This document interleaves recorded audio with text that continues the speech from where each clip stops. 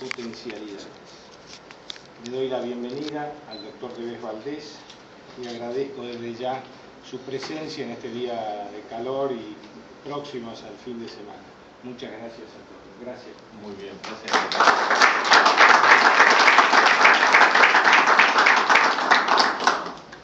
Buenas tardes a todas y a todos. Señor embajador, doña Marta, muchas gracias por invitarme y a ver si generamos un diálogo sobre pensamiento y cultura latinoamericana en los últimos 100 años. Como decía el embajador, yo voy a ofrecerles a ustedes una cartografía sobre lo que ha sido la reflexión sobre la cultura.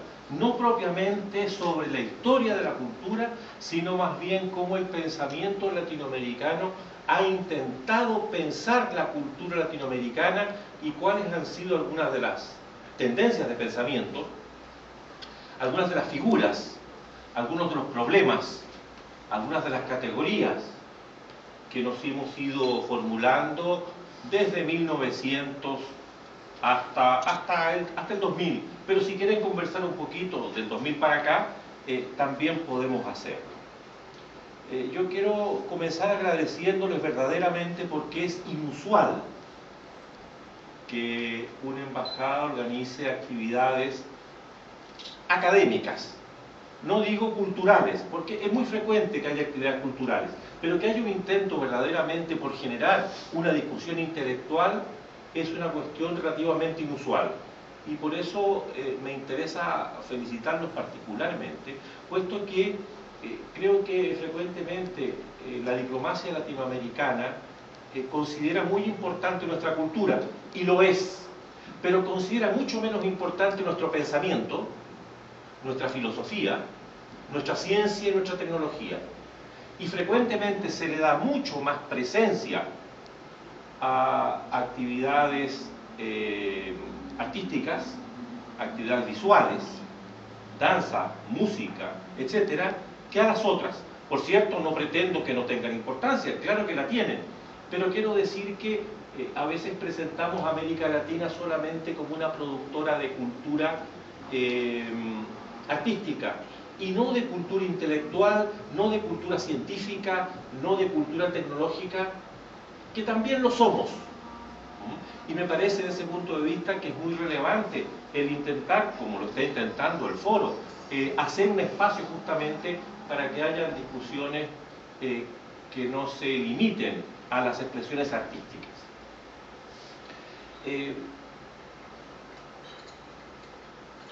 ¿Qué significa esto de hacer una cartografía de la reflexión sobre la cultura latinoamericana en los últimos 100 años? Yo he aprovechado este tema, puesto que del grupo español, o el grupo que funciona en España, Pensar en Español, me han pedido que haga un trabajo y que presente justamente qué se ha pensado en América Latina en el siglo XX sobre cultura. Otras personas están haciendo qué se ha pensado sobre temas sociales, otras personas sobre temas económicos, otra gente sobre temas internacionales, tanto en España como en América Latina. Y a mí me han encargado que presente la parte latinoamericana respecto de lo que se ha pensado sobre la cultura. Y como estoy trabajando sobre eso, he ofrecido esa propuesta para presentar acá una cartografía sobre estos 100 años. Y voy a dividir el siglo XX en unas 10 escuelas de pensamiento que a mi juicio permiten ofrecer un panorama de lo que ha sido nuestra reflexión sobre temas culturales. Pero antes de entrarle derechamente a esto, quiero hacer una introducción sobre lo que voy a llamar el pensamiento de las regiones periféricas, dentro del cual se enmarca lo que es el pensamiento latinoamericano. A mi juicio, en América Latina, desde comienzos del siglo XIX, se empieza a formular un paradigma de oposición entre lo que voy a llamar el pensamiento centralitario y el pensamiento identitario.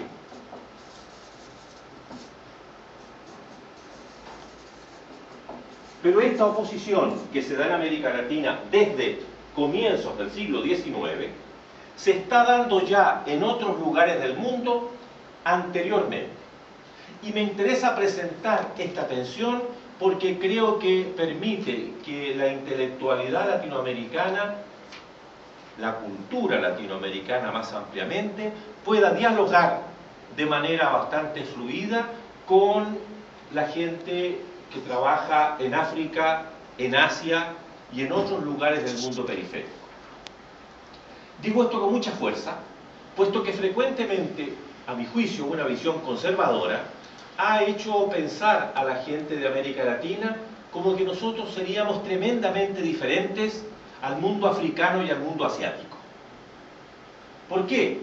Porque nosotros tendríamos raíces más bien cristianas, en tanto que el mundo asiático sería musulmán, o sería budista, o sería confuciano, y el mundo africano sería musulmán, o sería animista, y que por tanto África como globo es bastante distinta del Asia, y el Asia y el África son bastante distintas de América Latina a partir de elementos ancestrales de diferencia, es decir, de elementos culturales, antropológicos, religiosos, que se remontan a milenios.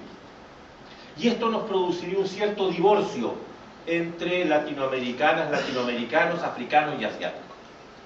A mi juicio, esta es una visión equivocada o levemente verdadera, pero con un gran nivel de equivocación si miramos lo que está produciendo la intelectualidad latinoamericana, africana y asiática en los siglos XIX y XX, incluso XVIII.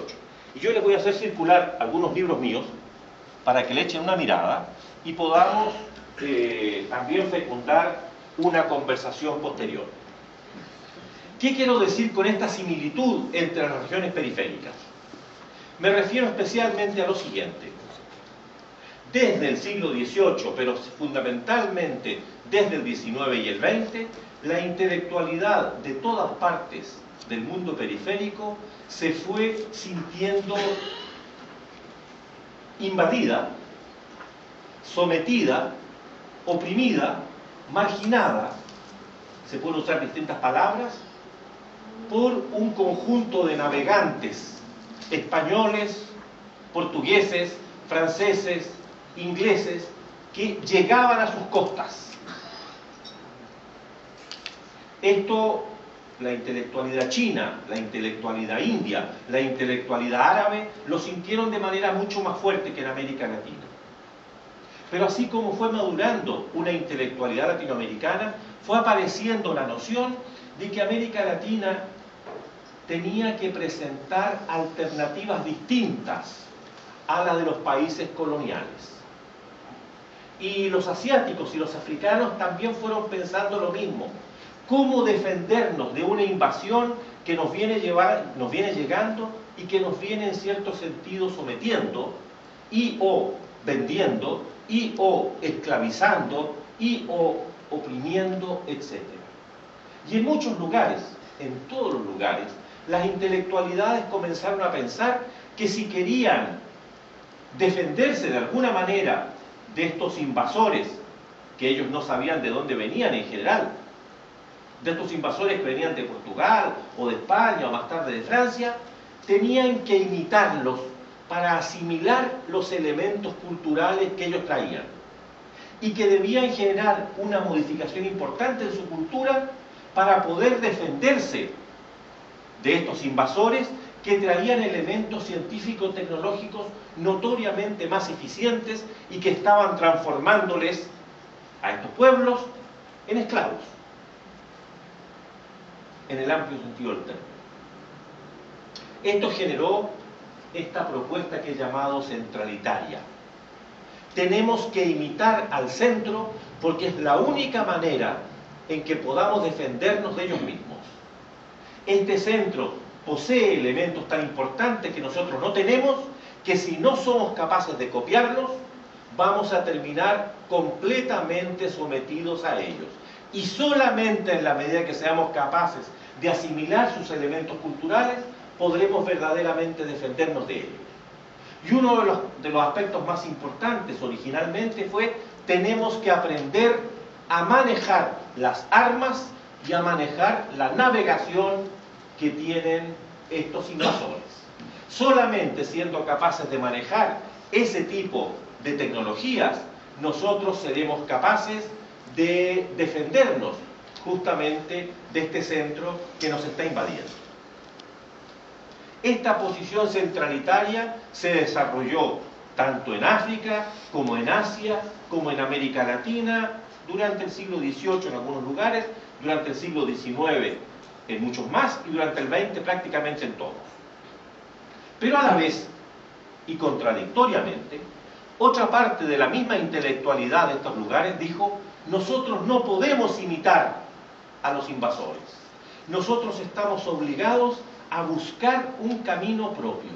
Si nosotros verdaderamente queremos defendernos de esa cultura que nos está invadiendo, de esas sociedades que nos están subjugando, estamos obligados a ser capaces de elaborar versiones originales de la cultura y no aceptar aquella que estos invasores nos están proponiendo o nos están imponiendo. Y estamos obligados a profundizar y a reforzar nuestras propias identidades. Solamente si somos capaces de profundizar en la identidad, de desarrollar los elementos identitarios, de desenvolver propuestas autónomas, autóctonas, seremos capaces verdaderamente de oponernos a esta invasión que viene desde el centro.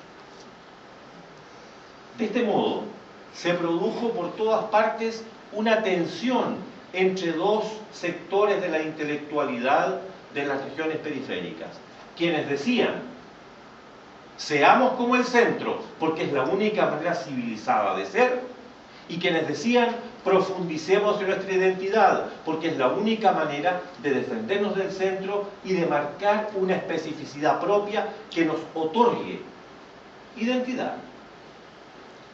Y como este es un foro eminentemente latinoamericano, voy a poner los dos ejemplos que me parecen a mí más fuertes dentro de América Latina, y los dos del siglo XIX. El más conocido, probablemente para la mayoría de ustedes, es del argentino Domingo Faustino Sarmiento. Sarmiento pensaba que había una gran civilización en el mundo, que era la civilización europea, y que esta civilización debía ser asumida por todos los pueblos de la tierra si verdaderamente querían ser civilizados. Lo otro era asumir que éramos simplemente, o que se iba a hacer siempre, simplemente bárbaro. Esta auténtica cultura él la tomaba desde los años 1840, principalmente del modelo francés, que a él le parecía que era la quintesencia de lo que él llamaba la civilización, opuesta, ¿no es cierto?, a la barbarie argentina, que él consideraba que estaba expresada en el indio y en el gaucho. Solamente en la medida que Argentina y América Latina como conjunto, y el mundo como conjunto, lograra impregnarse verdaderamente de la civilización europea o francesa, ese mundo adquiriría un estatus que no le iba a ser otorgado de ninguna manera, desarrollando otros conceptos, otros tipos de cultura, otros tipos de vestuario, de educación, etc. Porque verdaderamente la vanguardia de la historia humana y de la civilización humana estaba representada por Francia. Pero muy poco después, unas décadas después, el chileno Francisco Bilbao o el cubano José Martí, y también en Argentina, por cierto, pero insisto, por todas partes en América Latina y por todas partes del mundo periférico, aparecieron otras opciones. Y así, por ejemplo, Bilbao dice: nuestros padres, nuestra generación anterior, esto lo dice, Sarmiento lo decía en 1845, Bilbao lo dice en 1865, 20 años después, una generación después. Dice: nuestros padres creyeron que Francia era la verdadera civilización. Y nosotros estamos viendo hoy día cómo Francia se ocupa de invadir y de colonizar en nombre de la civilización distintos lugares del mundo. Nosotros, dice Francisco Bilbao, tenemos que fortalecer lo americano, porque solo fortaleciendo lo propiamente americano nos vamos a defender de una cultura francesa que se presenta a sí misma como la vanguardia de la civilización, pero es la mascarada para sojuzgar a los países americanos. Y Bilbao está pensando particularmente en cómo Francia ha apoyado la invasión de Maximiliano en México. Solamente, dice, en la medida que América Latina, y se dice el primero que usa la palabra América Latina, solamente en la medida que América Latina refuerce su americanidad o su americanismo, podrá verdaderamente ser civilizada y enfrentarse a un mundo que no pretende verdaderamente civilizarla, sino que pretende en nombre de la civilización conquistarla. Y dice, lo mismo hay que pensar de los ingleses. Los ingleses que se han presentado frecuentemente como los adalides del progreso y de la ciencia, en la India están haciendo lo mismo que España hizo en América o que Francia quiere hacer ahora en México en 1860, es decir, sojuzgar y oprimir a la India. Muy poco tiempo después, el cubano José Martí va a desarrollar ideas parecidas. Nosotros, dice, hemos tenido una educación que ha pretendido que podemos imitar a Francia o a Estados Unidos. Pero la universidad americana debe ser, pero la universidad en América debe ser verdaderamente americana. Y debemos desarrollar criterios americanos. Debemos desarrollar una enseñanza americana. Y aunque no enseñemos tantos a los griegos, dice, debemos enseñar a nuestros griegos. Y se refiere a la historia de los pueblos indígenas. Porque esa historia es la nuestra.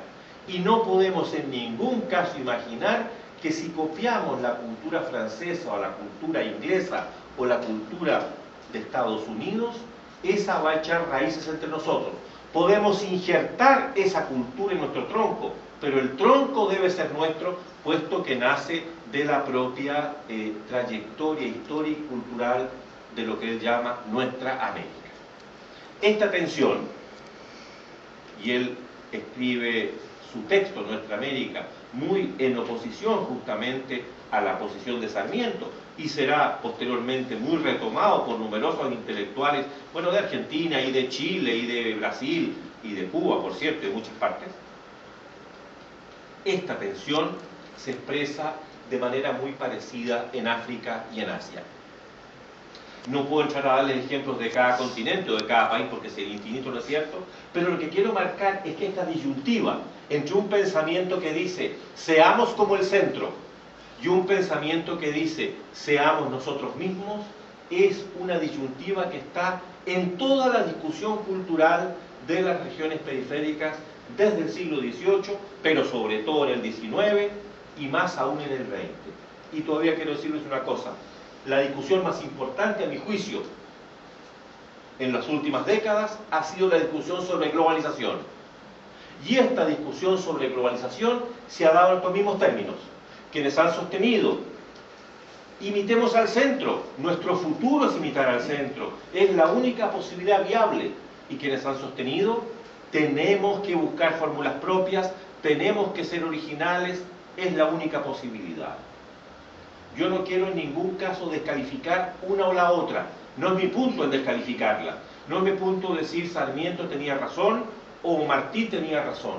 Sino simplemente presentarles a ustedes que esta disyuntiva es, a mi juicio, la disyuntiva más importante del pensamiento de las regiones periféricas en los últimos siglos.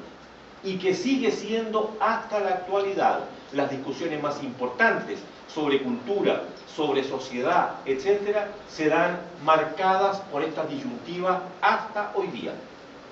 E insisto, la discusión sobre globalización ha estado completamente marcada por esta manera de pensar desde 1990 a nuestros días, que es la época en que la discusión sobre globalización se ha formulado.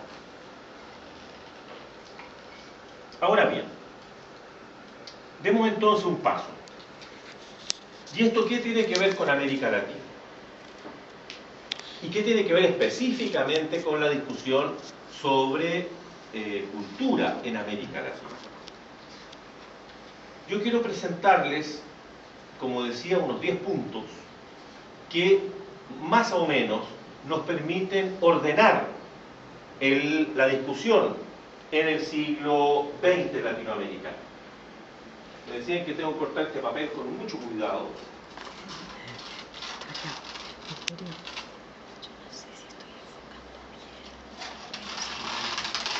Esto es. Quiero señalarles algunos puntos. Primer punto, la tendencia positivista de fines del 19 y comienzos del 20. En segundo lugar, la tendencia arielista, que iré definiendo poco a poco. En tercer lugar, la tendencia mestizófila. El nombre es un poquito sofisticado, pero ya veremos. En cuarto lugar, la tendencia indigenista. Quinto lugar, la tendencia sobre la negritud. Sexto lugar, la tendencia cepalina. Séptimo lugar, el liberacionismo.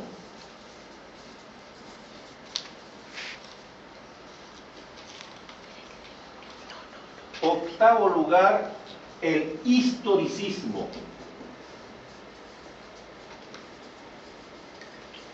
Noveno lugar, el neoliberalismo.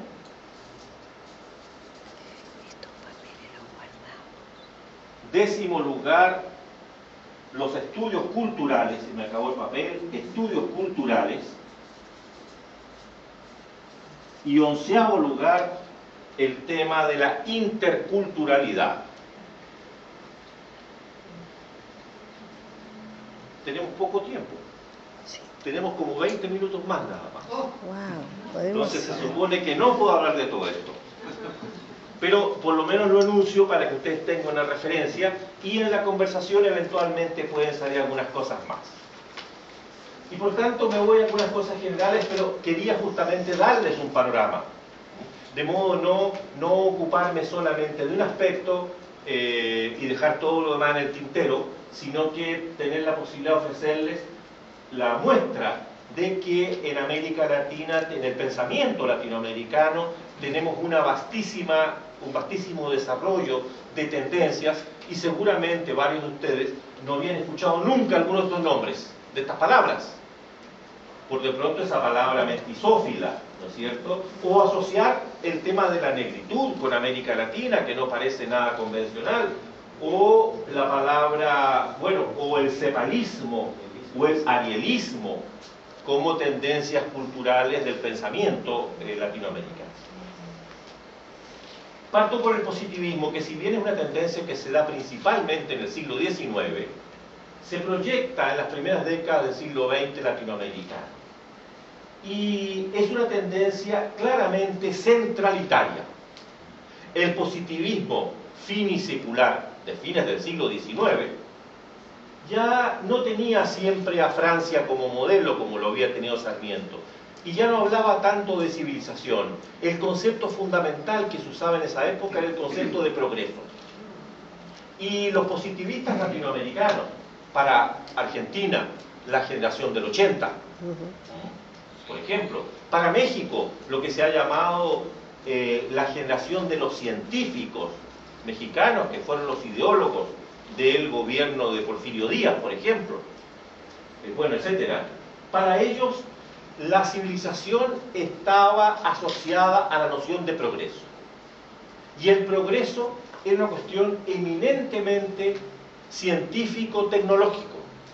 Y estaba representado particularmente por el ferrocarril. El ferrocarril era la muestra más cabal del desarrollo tecnológico y el agente más importante de lo que daría progreso a Argentina, pero daría progreso a todos los países que instalaran el ferrocarril. ¿Qué significaba esto? Que teníamos que instaurar un pensamiento positivo.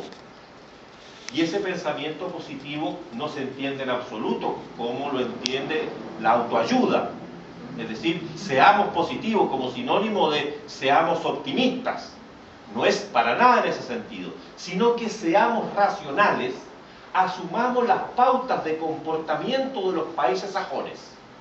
Los países sajones, en este esquema, son los países más racionales, y solamente en la medida que nosotros asumamos las pautas de comportamiento, los valores de los países sajones, es que vamos a alcanzar el grado de la civilización y del progreso. En este esquema es clave la inmigración.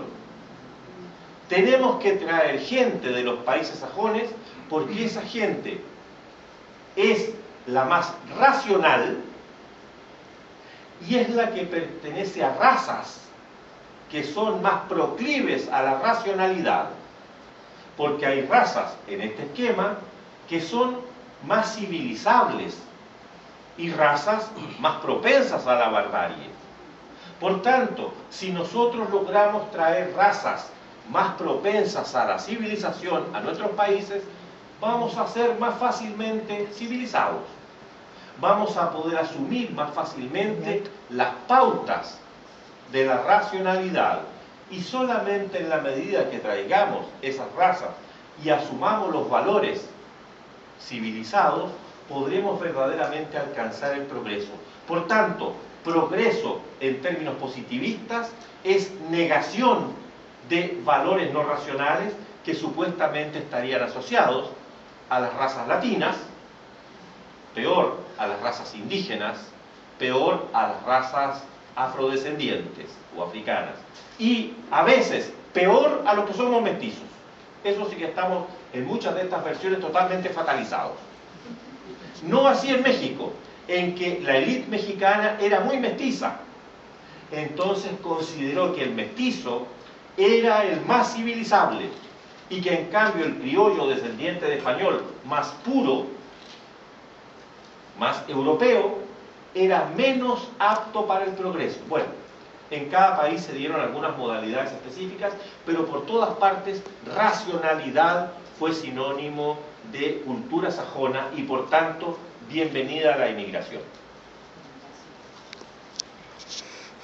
La posición arielista, que la inaugura el importantísimo intelectual uruguayo José Enrique Rodó, postuló en 1900 lo contrario y dijo que ¿por qué estos positivistas pretenden sajonizar a América Latina? ¿Qué les ha dado por sajonizar? ¿Por qué sajonizar a América Latina? Allí hay dos errores, dijo. El primer error es que cada pueblo debe potenciar su propia cultura, su propio genio. Nosotros hoy día diríamos identidad, ¿eh? Pero en ese momento la palabra identidad no se usaba en este sentido, por tanto él dice, cada pueblo debe profundizar en su propio genio. Y nosotros, los latinos, y él, nótese que habla de latinos, él no está considerando para nada a los descendientes o a los indígenas, o descendientes de indígenas, ni tampoco a los afrodescendientes. Nosotros los latinos, dice, somos completamente distintos a los sajones. Nuestro genio es distinto y por tanto nosotros tenemos que potenciar en América una cultura latina. Esa es la cultura auténticamente nuestra.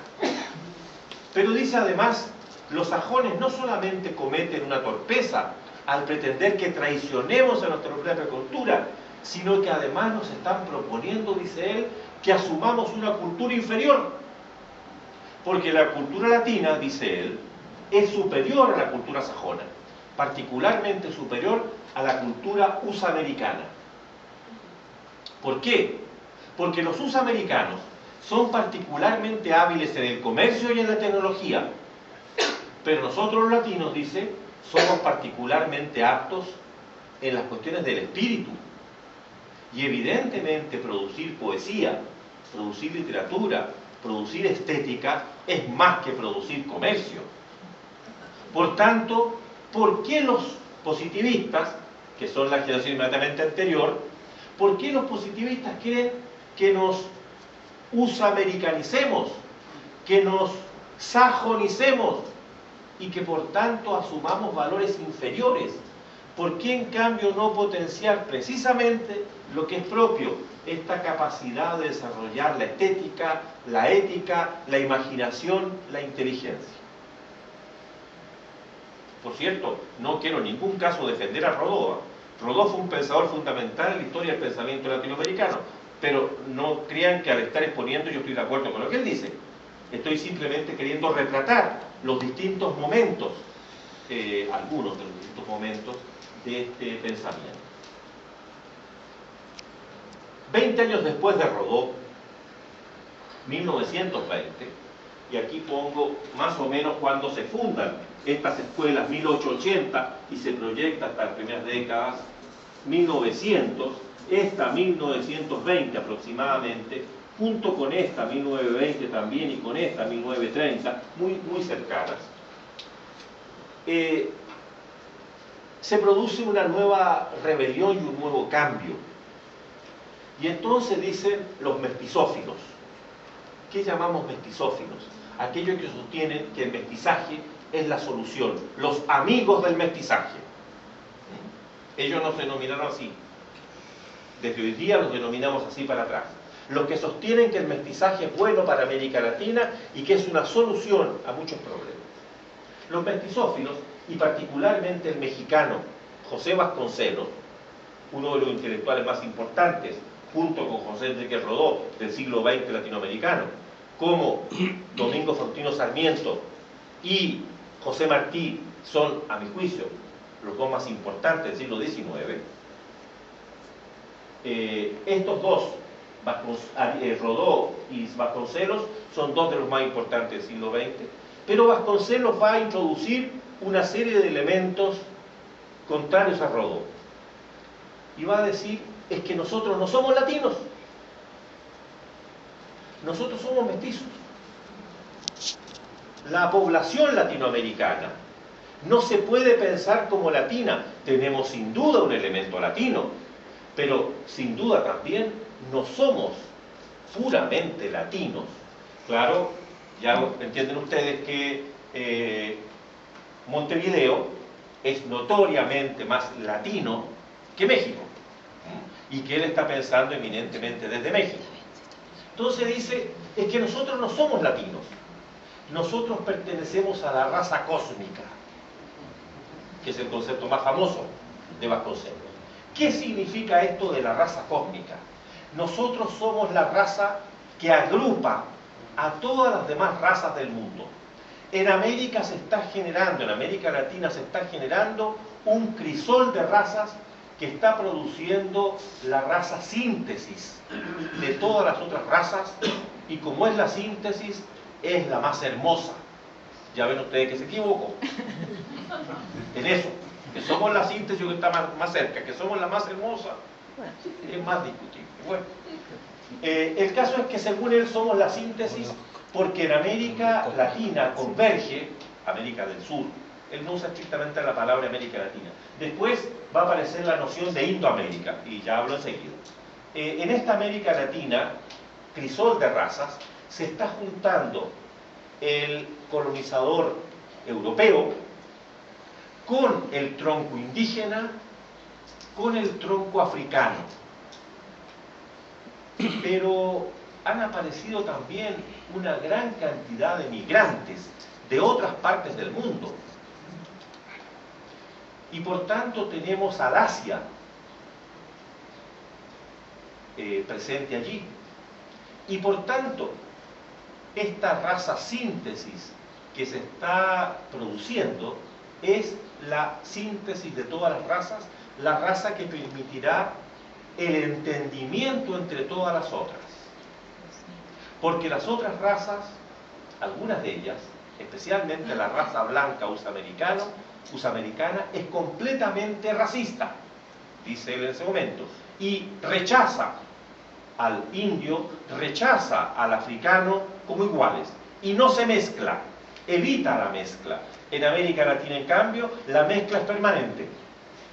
Y no solamente eso, sino que a diferencia de otras razas, de las razas sajonas, que también en Europa, sostiene él, son muy excluyentes, nosotros, dicen los americanos del sur, tenemos una gran capacidad para mestizarnos. Y esto muestra una inmensa tolerancia racial. Y por tanto nosotros no solamente somos la raza cósmica, sino que somos la raza que puede mostrar a los demás pueblos las formas de hermandad, las formas de entendimiento, las formas de tolerancia racial y tolerancia cultural. En esa misma época se desarrolló en México y en otros lugares una posición más radical, no por eso más verdadera, que la de Rodó. Y apareció entonces simultáneamente, como decía, esta tendencia indigenista. La tendencia indigenista vino a poner en el tapete con mucha fuerza, y aquí señalo la figura del peruano Víctor Raúl Haya de la Torre, uno de los muchos que en cierto momento defendieron el indigenismo, y dijo lo siguiente Haya de la Torre: muchos han sostenido que América Latina es una cultura que nos viene de Grecia y nos viene de Roma, y que es una cultura muy refinada, etcétera, etcétera, etcétera. Pero se equivocan en un punto, dicen. Es que la población latinoamericana, y entonces, digo, Haya de la Torre, indoamericana, es el 70% de la población de nuestra región. En América, dice, del sur, entiéndase América del Sur, del río Bravo para abajo, el 70% de la población es indio. Yo creo que se equivoca completamente Haya de la Torre, incluso para 1925, que está hablando más o menos. El 70% de la población es indio y no latino. Por tanto, ¿por qué tendríamos que reivindicar nosotros un latinismo? Y aquí también está discutiendo con Rodó. ¿Por qué tendríamos que reivindicar un latinismo si verdaderamente lo que tenemos fundamentalmente es un indigenismo? Y los fuertes, los que han construido esta región, son los indios, no son los latinos. Los españoles fueron a las espaldas, sobre las espaldas de los indios, pero los que verdaderamente han construido los fuertes, los que han hecho la agricultura, la minería, etcétera, etcétera, de América, son los indios.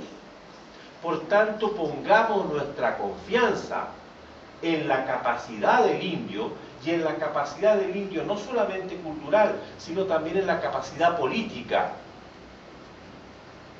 Incluso más, dice él, en la capacidad revolucionaria del indio. Es este verdaderamente el que va a producir una América mejor. Afirmemos lo indio, afirmemos un indigenismo opuesto a un latinismo, incluso opuesto a una mestizofilia.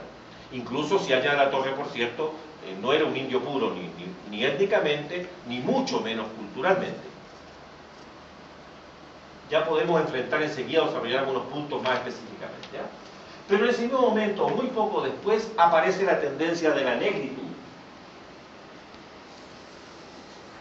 Y esta negritud, que aparece en París, curiosamente, en los años 30, y cuyo autor latinoamericano más importante es el martiniqueño MSC,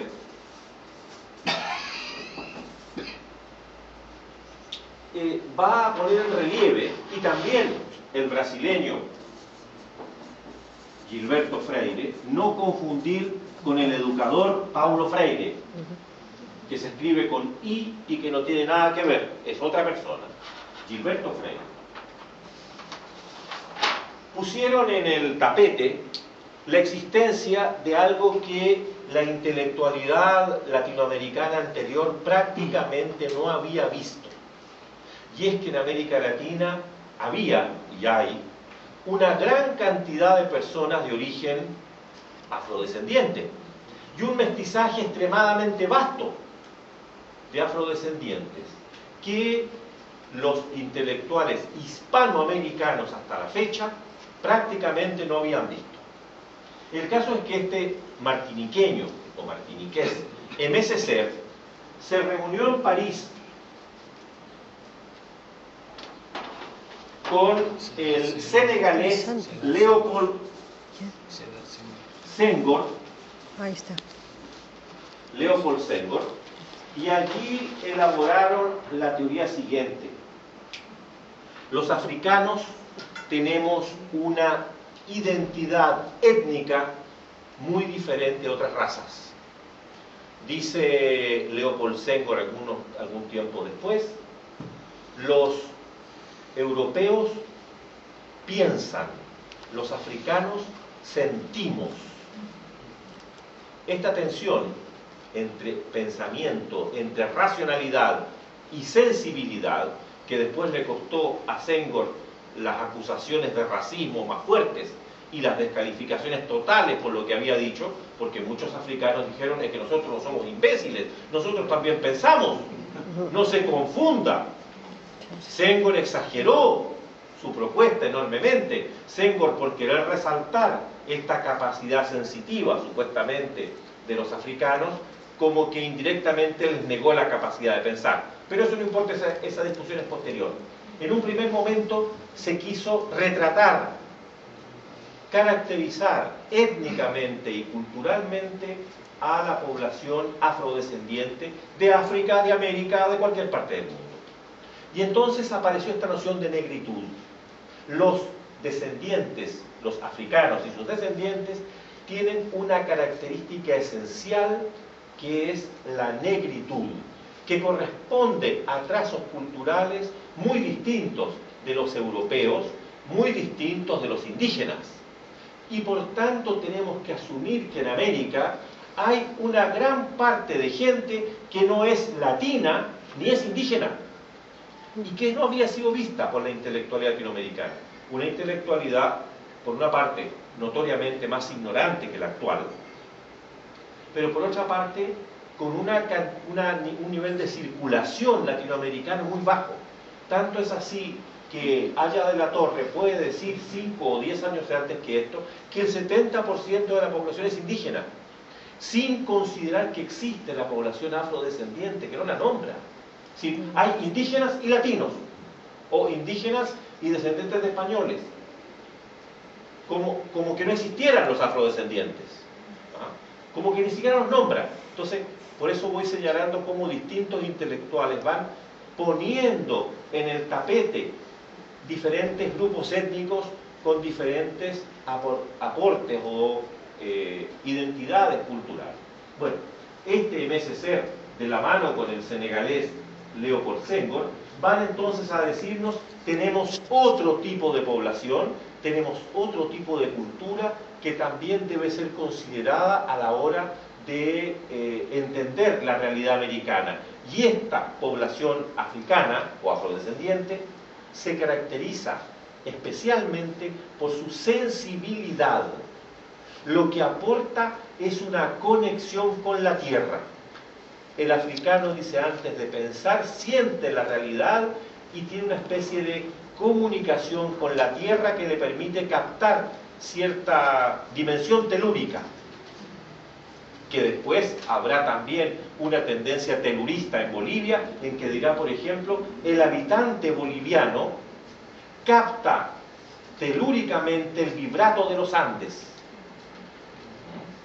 No es que lo piense, el vibrato de los Andes, el magnetismo de los Andes se transmite al habitante del altiplano, no por su bolivianidad, sino por su altiplanidad, es decir, que sea peruano o que sea argentino, ¿no es cierto?, o que sea ecuatoriano, es irrelevante.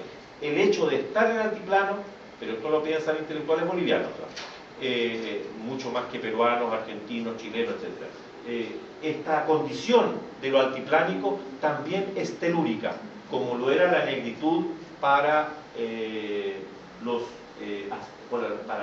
africanos. Hacia 1950 aparece la tendencia cepalina y las teorías de la modernización, que van a poner otros énfasis. Y pido a las coordinadoras que me digan cuando se acabe el tiempo y llegamos hasta ahí. Y después continuamos con la conversación como se pueda. Hacia 1950, a mi juicio, ya mencioné que me parecía que José Enrique Rodó era un intelectual muy importante, que Vasconcelos era también muy importante. Pero a mi juicio el intelectual latinoamericano más importante del siglo XX son dos: el argentino Raúl Prebisch y el mexicano Octavio Paz. Son a mi juicio los dos pensadores más importantes del siglo XX latinoamericano. Bueno, Raúl Prebisch dirigió la Comisión Económica para América Latina. Se creó 2 años antes que él fuera el director. Y él comenzó a ser el director en 1950. Él es un economista, por tanto no hizo propiamente una reflexión sobre cultura, pero en el marco del pensamiento cepalino se desarrolló una línea de trabajo sobre modernización de la cultura y se puso una tensión, una disyuntiva: ser tradicionales o ser modernos. Y si queremos desarrollo en ese esquema, tenemos que ser modernos. No hay ninguna posibilidad de alcanzar el desarrollo en ese esquema si no asumimos que tenemos que modernizar nuestra cultura. Y modernizar nuestra cultura es renunciar a los elementos tradicionales. Si queremos verdaderamente obtener el desarrollo, que es algo que los países de América del Norte, bueno, Estados Unidos y en parte Canadá, y de Europa Occidental ya han alcanzado, nosotros estamos obligados a modernizarnos culturalmente. Y por tanto debemos establecer un sistema educacional, un sistema científico-tecnológico, un sistema universitario, un sistema de educación técnica que nos permita verdaderamente pasar a la modernidad. Y la modernidad se caracteriza principalmente por una cosa, que es el pensamiento racional, el pensamiento científico. Y por tanto, después de este paréntesis, si ustedes quieren, identitario, vuelve la propuesta centralitaria. Estamos obligados, si queremos mejorar nuestras condiciones de vida, a asumir un pensamiento racional y a renunciar a identidades latinas o indígenas o africanas o mestizas, que son cuestiones más o menos irrelevantes. La gente que tiene éxito en el mundo es porque piensa científico, tecnológicamente. Lo demás no vale más prácticamente. Estoy simplificando obviamente porque estoy presentando en 1 minuto o en 2 cada una de estas tendencias, ¿no es cierto? Ya podemos discutir un poco más específicamente sobre el asunto. Pero no fue Raúl Prebisch el fundamental en esta propuesta de modernización, como decía, él es el creador del pensamiento cepalino. Pero hay una figura, también en Argentina, pero italiano, que es Gino Germani, que fue Gino Germani, el fundador de la sociología académica, de la sociología universitaria, italiano, residente en Argentina mucho tiempo, el que postuló con mucho más claridad esta noción de modernización y de ir transitando paulatinamente desde una cultura tradicional, agraria, campesina, antigua, arcaica, medieval, a una cultura moderna, tecnológica, científica. Punto. Pocos años más tarde, 1965, 1970, una generación algo más joven, va a decir: momento, esa imagen de desarrollo, esa imagen de racionalidad es una imagen opresiva y europea. Nosotros, para liberarnos, o mejor dicho, a nosotros no nos interesa en primer lugar ser desarrollados, sino en primer lugar liberarnos. Y para liberarnos tenemos que asumir que hay culturas específicas y que esas culturas están preñadas de elementos, no usan esa palabra exactamente, la estoy usando yo, preñadas de elementos liberadores, preñadas de elementos emancipadores, y que el pueblo latinoamericano, así no piense científico o tecnológicamente, así no sea civilizado, es un pueblo que lleva en germen una gran cantidad de elementos emancipatorios. Y nosotros, los filósofos, teólogos, pedagogos de la liberación, y el más importante aquí es Paulo Freire, y Paulo Freire creo yo que es la figura intelectual, argumentativa, dejo fuera a los novelistas, ¿eh? Y a los poetas. ¿Sí? Aquí no está ni Borges, ni Pablo Neruda, ni Gabriela Mistral. Los argumentativos. Paulo Freire es el autor latinoamericano más conocido a nivel mundial. Como argumentativos, insisto. García Márquez es mucho más conocido que Paulo Freire, ¿eh? Pero no hablo de novelistas, hablo de autores que argumentan. Creo que Paulo Freire, que insisto que no es el mismo que nombraba antes, que era Gilberto Freire, Paulo Freire es el autor latinoamericano que más ha impactado en el mundo. Hay tendencias en Asia, en África, que derivan del pensamiento de Paulo Freire y ha tenido influencia en la alfabetización, en la educación, en la concientización. Sus conceptos son conceptos hoy día globales. Paulo Freire y Gustavo Gutiérrez en teología, o Enrique Dussel en filosofía, etc., a partir del 65 y el 70 vinieron entonces a reivindicar esta cultura popular como una cultura emancipatoria, como una cultura preñada de elementos liberadores. Pero simultáneamente, por esos mismos años, se produjo una tendencia que llamamos historicismo y que se desarrolló principalmente en México, y probablemente su mayor expresión es el filósofo mexicano Leopoldo Sea. Pero por muchos otros, y menciono al maestro Arturo Andrés Roig, argentino, que acaba de morir hace 2 meses aproximadamente, un filósofo, bueno, maestro para mí, un filósofo de la tendencia historicista y muy cercano a Leopoldo Sea, que murió hace unos 8 años más o menos. ¿Cómo se escribe Sea? Sea se escribe con Z-E-A, muy simplemente. Leopoldo Sea. Por cierto, todos estos autores los van a encontrar fácilmente, ¿no es cierto?, en Google, para profundizar un poco más en su pensamiento y para darse cuenta de cuántas simplificaciones estoy cometiendo. No, pero es una síntesis fantástica. Entonces Leopoldo Sea, discípulo de Vasconcelos, completamente, sostiene algo parecido, retoma la noción de liberación y retoma la noción de que en el pueblo latinoamericano hay una serie de elementos emancipadores, pero a la vez dice: lo que nosotros queremos en América Latina, además de todo esto, es ser reconocidos en el mundo. Queremos que, bueno, él, como buen discípulo de españoles, decía el hombre, ¿eh? Se refería también a las mujeres, pero siempre decía el hombre. El hombre latinoamericano aspira al reconocimiento mundial. Y América Latina está buscando un espacio en el mundo.